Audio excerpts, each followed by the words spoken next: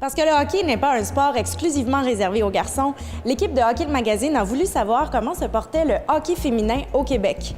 On s'est donc rendu au Showcase Midget 2A de Verdun afin de rencontrer différents intervenants du milieu. La médaille d'or aux Jeux du Canada l'année passée pour les jeunes filles de l'équipe Québec, c'est majeur. Il ne faut pas avoir honte de le dire.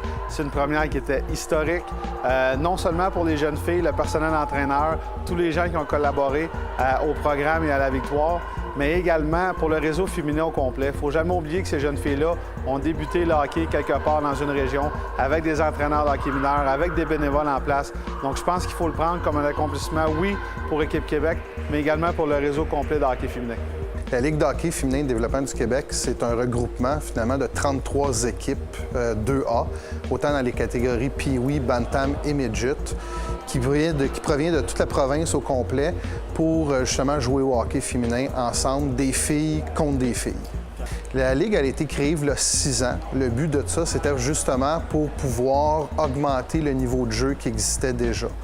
Donc, il y avait beaucoup de filles qui évoluaient avec les garçons. Donc, en faisant des équipes 2A, on ouvrait un segment qui était plus féminin. Donc, des filles qui se sont retrouvées finalement à jouer contre des filles à travers la province. Puis, je pense que le niveau de jeu était là. Le niveau de jeu a changé, c'est sûr.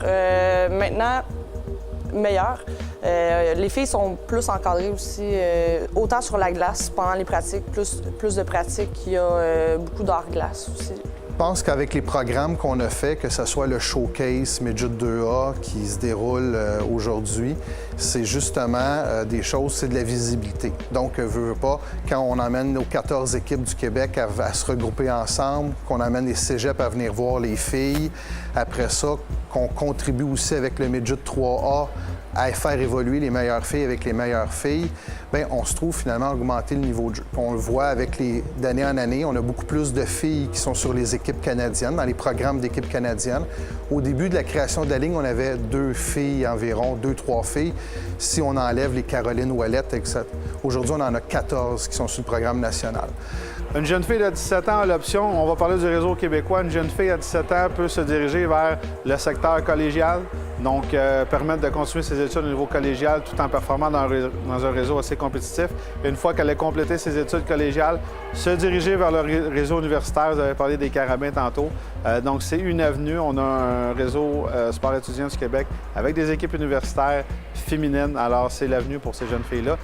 Oui, il y a plein de possibilités, autant collégial, universitaire, le Midget 3, les programmes d'Hockey Québec aussi qui sont intéressants pour les filles.